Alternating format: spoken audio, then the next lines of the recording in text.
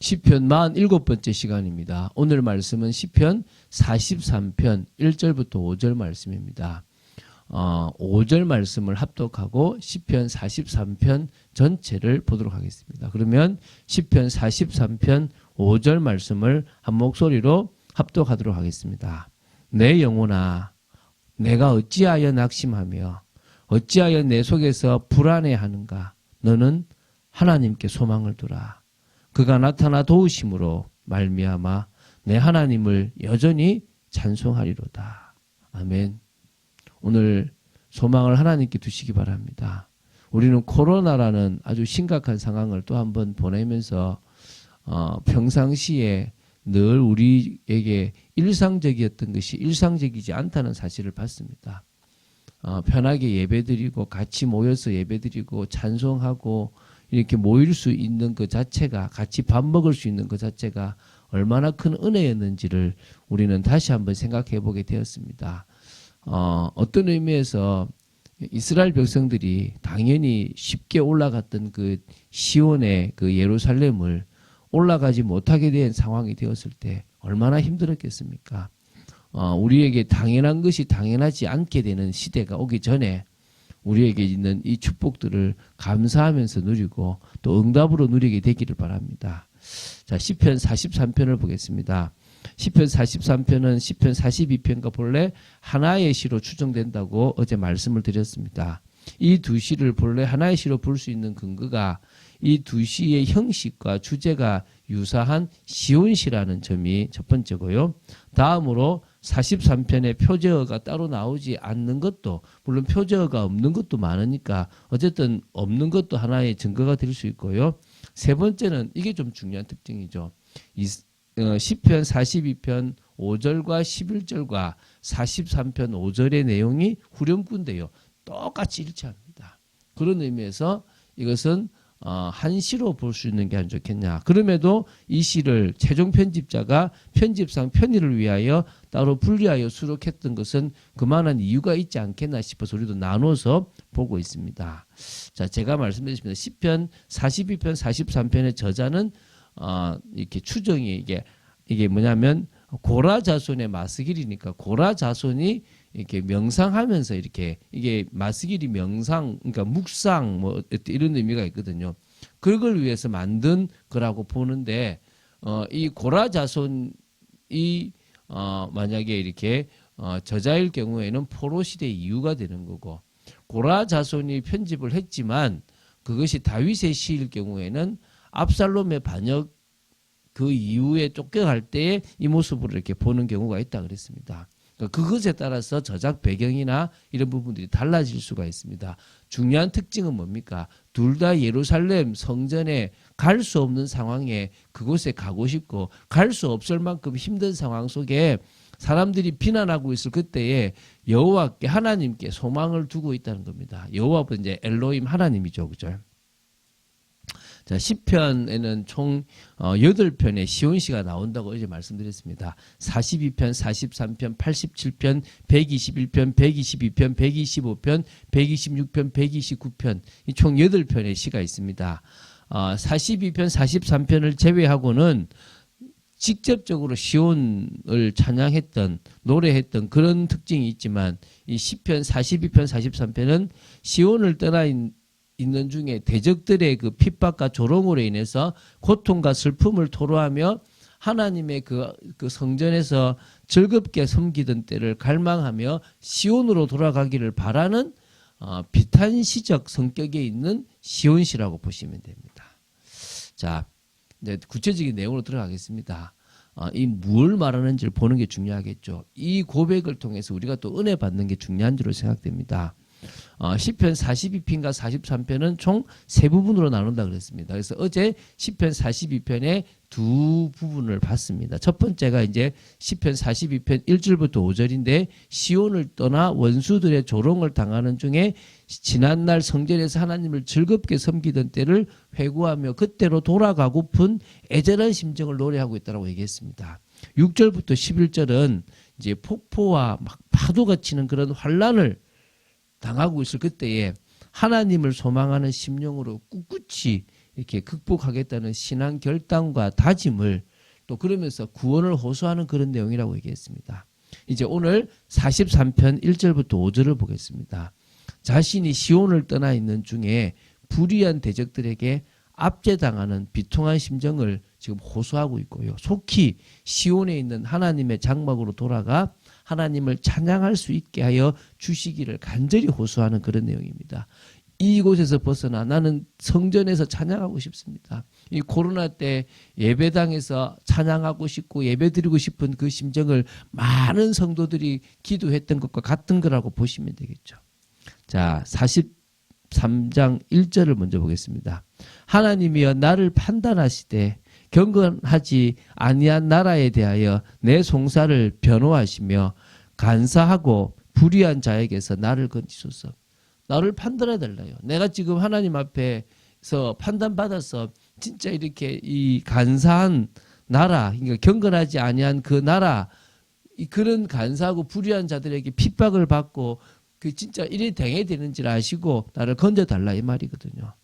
자, 여기서 대적을 가리켜서 경건하지 아니한 나라라고 얘기했습니다. 그래서 이것을 압살롬과 그를 추종하는 무리로 보는 경우가 있고 또 이스라엘을 침략하고 무너뜨린 바벨론이나 아수르 이런 느부갓네살 왕과 같은 그런 이런 뭡니까 제국들의 왕으로 지칭하는 그런 것으로 해석할 수도 있습니다. 중요한 것은 지금 큰 하나님 앞에 범죄하기에 마땅한 그런 어떤 세력 때문에 자신이 지금 비참한 곳에 있다는 것은 사실이겠죠, 그렇죠? 자신을 고난의 자리에 몰아넣고 온갖 조롱과 멸시를 가하는 원수에 대한 징벌과 보복을 바라는 말은 한마디도 사실 없습니다. 그냥 대적들에게 압제당하는 비통한 심정을 호소하며 이어서 하나님의 구원과 회복만을 지금 소망하고 있습니다. 자, 2절을 보겠습니다. 주는 나의 힘이 되신 하나님이시거늘 어찌하여 나를 버리셨나이까? 내가 어찌하여 원수의 억압으로 말미암아 슬프게 다니나이까? 여기서 엘로힘, 능력의 하나님이신데 나의 힘이 되주시는 하나님이신데 어찌하여 나를 버리셨나이까? 라고 얘기합니다. 지금 하나님도 외면한 것 같은, 하나님도 자신을 바라보지 않는 것 같은, 정말 그래서 어떤 의미에서 원수들의 조롱과 멸시가 자신을 고통스럽게 하는 문제가 아니라 하나님이 자신을 버리신 것 같은, 이게 진정으로 큰 고통이고 큰 문제임을 고백합니다. 그래서 여러분, 하나님이 내리는 벌 중에 가장 큰 게 방임이에요. 네 멋대로 해라. 여러분, 이 벌을 받고 있으면 가장 힘들어요. 그것은 우리가 빨리 회개하고 돌아서고 하나님 앞에 정말 은혜를 간구해야 되는 겁니다. 그래서 진정으로 내가 슬프게 다니고 있는 게 왜 이렇습니까? 라고 지금 이야기하고 있습니다. 자, 3절 4절을 보겠습니다. 주의 빛과 주의 진리를 보내시어 나를 인도하시고 주의 거룩한 산과 주께서 계시는 곳에 이르게 하소서. 그런즉 내가 하나님의 제단에 나아가 나의 큰 기쁨에 하나님께 이르리이다. 하나님이여 나의 하나님이여 내가 수금으로 주를 찬양하리이다. 시온산 주의 장막 어디입니까? 바로 예루살렘 성전이 있는 그곳으로 다시 나를 인도하여 주시기를 지금 간구하고 있는 부분입니다. 정말 자신은 하나님의 은혜와 하나님의 복과 하나님의 보호하심이 있는 곳으로 가기를 원하는 겁니다. 물론 어디든지 그런 곳에 다 하나님의 보호하시지만 다시 이런 원수들이 놀리고 원수들의 그런 압제 속에 있지 않기를 원하고 주님 앞에 뭐합니까? 나아가서 제단이 있는 그곳에 나아가서 다시 제사를 드리고 정말 나의 하나님이여 나의 하나님이여 하면서 수금으로 주님을 찬양하는 그때를 나는 바라고 있습니다. 여러분이 은혜를 사모하시고 은혜 받는 자리에 나아가시게 되길 바랍니다. 자, 5절을 보겠습니다. 내 영혼아 내가 어찌하여 낙심하며 어찌하여 내 속에서 불안해하는가? 너는 하나님께 소망을 두라. 그가 나타나 도우심으로 말미암아 내 하나님을 여전히 찬송하리로다. 자, 3절 4절을 통해서 아무리 서원을 해도 결국 현실의 고통 속에 자신이 있다는 것을 느끼죠. 그래서 자신은 뭐합니까? 낙심할 수 있습니다. 그래서 뭡니까? 자신에게 이제 말을 하죠. 내 영혼아, 낙심하지 마라. 어째 네가 낙심하냐? 여러분 이럴 때 있거든요. 저는 한 번씩 하거든요. 저한테 왜 그래? 너 구원받은 게 크다며. 너 하나님으로부터 너 정말 정말 건지심 당한 게 가장 크다며. 넌 지금 죽어도 소원이 없다며. 가난해도 된다며. 그런데 왜 지금 낙심해? 왜 지금 이 환경 때문에 불안해하는 거야? 이게 제가 저한테 얘기해요. 여러분 끝났다면서요. 왜 낙심합니까? 그거 없으면 끝나는 겁니까? 지금 가난하면 끝나는 것입니까? 지금 위기 오면 끝나는 것입니까? 불신앙하지 맙시다. 우리는 사람을 의지하지 맙시다. 저는 자꾸 사람을 의지하려고 할 때가 있다니까. 저도요. 저도 그래요. 목사인 저도. 하나님께 소망을 둬야 되는데 저 누가 좀 안 도와주나, 좀 뭔가 이렇게 좀 안 풀리나, 또 누가 안 오나 막 이런 생각이 들 때가 있다니까요. 다시 고백합시다. 하나님께 소망을 둡시다. 주님이 나타나 도우시면 우리는 여전히 하나님을 찬송할 수 있는 자리에 갈 줄로 믿습니다.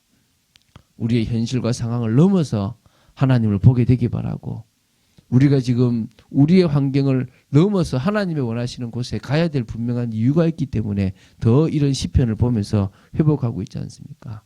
국가, 민족에 대한 우리 복음적 생각이 있어야 됩니다. 하나님은 우리의 문제를 다 끝내놨어요. 여러분은 자꾸 여러분의 개인의 문제에 빠져 있지만 주님은 그걸 넘으라 그럽니다. 하나님의 계획이 나를 통해서 가정, 또 사회, 민족, 저 세계까지 복음하기 원합니다. 그런데 가정에도 머물지 마세요. 가정도 어렵습니다. 가장 마지막일 수 있습니다. 그래서 어떤 의미에서 가정은 우리가 사회, 민족과 전 세계에 복음을 전했을 때 오는 축복일 수 있습니다. 그런 응답을 사실적으로 누리고 정말 오늘도 하나님이 원하시는 민족과 또 이 나라를 위해서 기도하며 이 나라가 복음으로 회복되어지고 하나님이 예비한 영혼들이 찾아지기를 간절히 기도한 여러분 되시기를 주 예수 그리스도 이름으로 축원드립니다. 주는 그리스도시요 살아계신 하나님의 아들이심을 고백합니다. 말씀 따라가는 축복 속에 있도록 지켜주시고 아버지 하나님의 뜻과 통하는 저희들의 인생이 되어지기 원합니다. 저희들이 마음의 문을 열고 하나님의 그 은혜를 사모하고 말씀 속에 거하는 축복 누리기를 원합니다. 정말 저희들이 지금 예배드리고 은혜 받는 이 복된 시간이 얼마나 귀한지를 알고 더 깊이 주님을 바라보는 축복 속에 또 지켜주시옵소서. 주 예수 그리스도 이름으로 기도드립니다. 아멘.